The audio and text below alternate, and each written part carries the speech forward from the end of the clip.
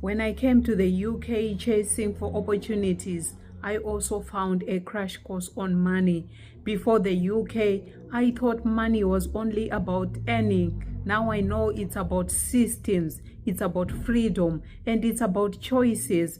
If you are a new migrant like me, this might be the honest money talk that you will ever hear today. So don't just earn, learn. When I first arrived in the UK, just like most of us when we arrive in the diaspora, I had a lot of expectations.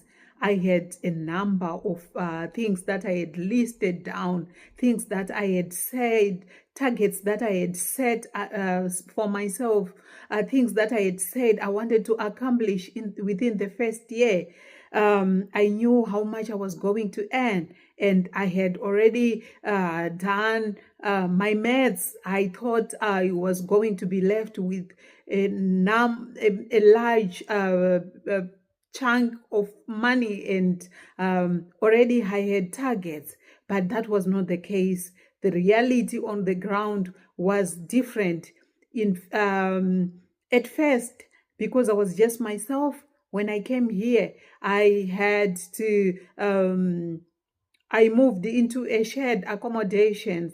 The bills were not that much; they were reasonable because the money that I was paying covered all of the bills, the utility bills on there. So it was quite different. When I arrived, there were expectations already piling up back home, especially with my own children. They had things that they were already planning, expectations that they were already having that mom would do. So that was the situation on the ground. And just after a few months in the UK, with the expectations, the things that I had said I wanted to achieve, and the money that I was getting, the income that I was earning, it was not working. It was not enough. I realized that my money was not enough. Okay, so I'll start from the start. Some of the things that I learned as I was going. So I spoke about moving into a shared accommodation and not paying a lot of utility bills. I was just the money that I was paying the landlord, because I was living with a family. So it was just that money, and there was no utility bills besides the money that I was paying. I later on learned about credit scores, things that I was not familiar with. When I'm coming from Zimbabwe, we don't really know a lot about that. And I was hoping on getting my own accommodation in preparation for my son's arrival. So then I was also being informed and being educated by my peers at work that I would need to have a very good credit score if I wanted to rent a house in the UK. I didn't know about that. And to have that credit score is something that I had to work towards. So I had to put, for example, my rentals on direct debits, just so that I was able to build my credit score. I didn't know about all that. I did not know about the importance of having a good credit score. Before then, I just thought that when someone has a bad credit score, it's because they are borrowing money and they're not paying people back.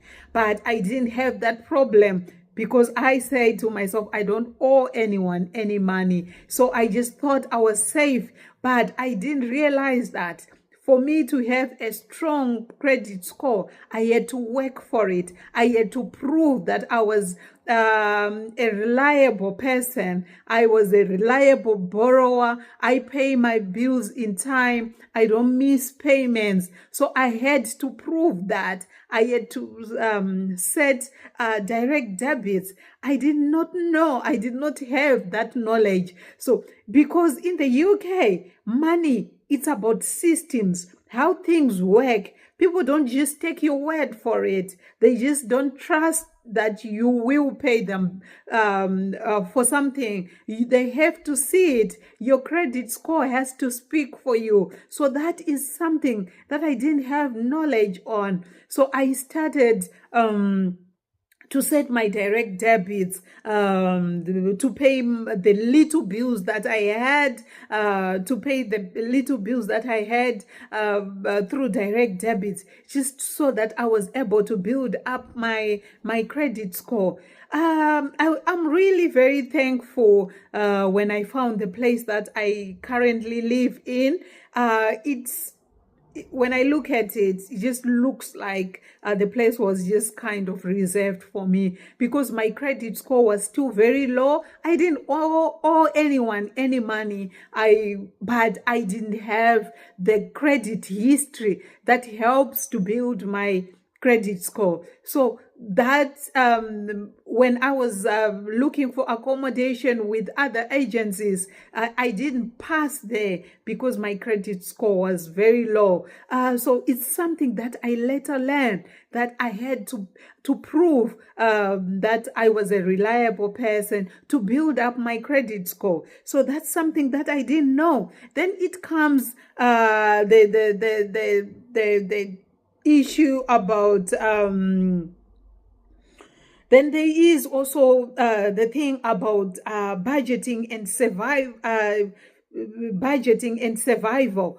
I learned that budgeting, I learned the hard way that budgeting is survival in the UK. You know, back home, with the income that people get, usually you just most of the times it's not even enough. So you just do the little that you can, and then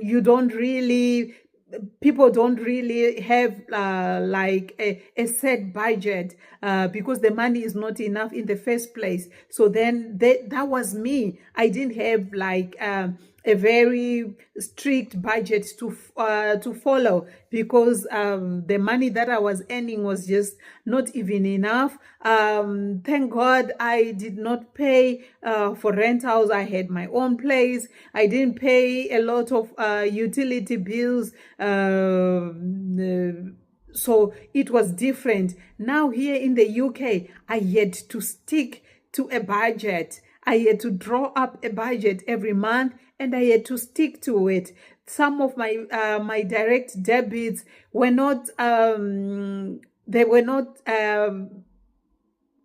getting in on the first of the month. Some of them, they were coming later in the month. So I had to stick to the budget. I had to stick to I had to stick to the money that I was supposed to be using. I now had to say to myself, this is the money that I don't touch no matter what. This is the money that I will use, and I'll stick to that. And like in my case, I only work with a single income, so that doesn't really cover a lot. I'm just left out with a small figure at the end of the month. So it's very easy to just get out of budget and end up getting in debt, or be left with no money. So I had to stick to the budget. The budgeting for me was survival, because it made me to be able to build back home. I talk about my building journey building my homestead. So I had to stick to a budget. I had to stick to it. Otherwise, at the end of the day, with just the little that I was left with, if I didn't stick to it, I was not going to be able to do anything. So I had to learn that budgeting was survival for me. If I was not being strict on my budget, I was not going to do anything at the end of the month. But I don't want to say, I don't want to praise myself to say I was able to stick to my budgets all the time. There was sometimes I could get, I would end up buying things that I did not plan to buy, but I had to be able to stick to the budget most of the time. And another thing that I also learned here in the UK is that debt is so easy and discipline is very hard. So it's so easy to get in debt because most of the things that we buy here, we buy online. It's just a click away. It's just debt is in the palm of our hands in the UK. You just have to download the app or just buy online. So it's all those things. It's so easy just to get sidetracked. It's so easy just to end up buying things that you didn't plan for. So it's one thing that I had to learn. My impulsive buying, I had to be very strict, and I had to be very careful with the apps that I would keep in my phone, because there's some of the apps that would just sort of encourage me to get to be buying all the time. And then there is also the temptations with the overdrafts, with the credit cards, with the buy now pay later schemes that are everywhere in the UK. I had to learn to resist, to rethink, and also to recover from debt, because there were times that I would make use of credit. There are times that I actually make use of the credit cards, and there are times that I make use of the overdraft. But I have to learn to be disciplined in my use of these credit cards. It's very easy that if you use up one card, you'll be tempted to borrow with another company again. So it's so easy to get yourself in a lot of debt, in a lot of trouble. And like I said, I only have one income. So it means I don't have the luxury to be borrowing around, because then I won't be able to be to pay the money. So it's all those lessons that I never learned before, because in Zimbabwe, you don't really need to worry that much about debt, because there isn't anyone who is prepared to lend you money in the first place. So when you are sitting with when you are in a place where borrowing is very easy, you are just quick to think that you need this, you need that. But at the end of the day, really, you don't need it. I had to rewire my brain to teach myself that that functionality, for example, is more important than trends or brands, So I would go for something that is functional than just to buy something because of the brand or because of the trend. No, I had to stick to what was necessary in my household. What exactly is it that I need? I am preparing to return home, so I have quite a huge list of things that I would want to buy, for example, before I return. So when I want to buy, I would go to the list. Actually, have a book, so I would go to the book and just look on, then end up buying things that I know I need. So it's one of them things that I really had to be strict on myself and also to teach myself.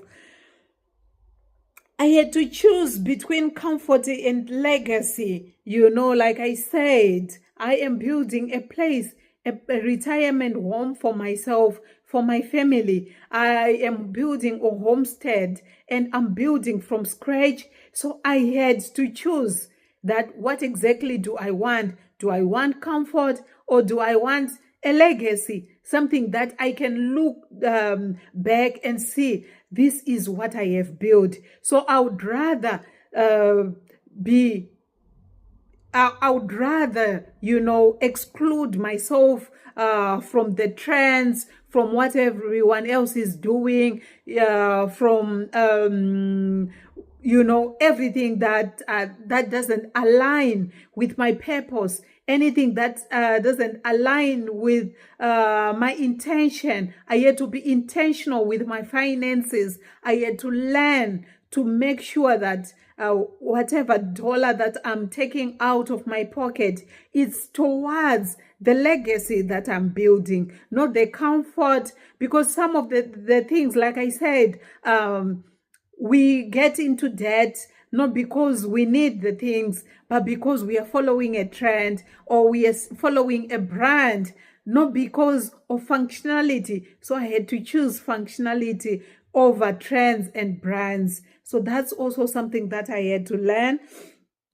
I also learned that financial literacy is also emotional literacy. Like being a migrant like myself, coming from Africa, there is a lot of guilt, a lot of pressure that is associated with living in the diaspora. The expectations that people have on us, they expect us to be taking everyone out of poverty, really. They expect us to, just upgrade our lives just like that. In half a year, people expect to see something completely different that we would have done home. Like, for example, on my side, I have children who are living there back in Zimbabwe. So their expectations were very high. They were expecting that now mom is in the diaspora. Our lives is not going to be the same anymore. So I had to learn to manage those expectations, because without managing the expectations, the pressure, we have a lot of we have a very heavy emotional toll on me. So I had to learn to manage those expectations. So it's expectations from my family back home. It's expectations with the people that I work with, that works for me at my homestead. So I had to be able to manage those expectations. So otherwise, without managing the expectations as well, it was also going to have a very huge emotional impact on me. So it's also a lesson that I was taught regarding money when I came to the UK. So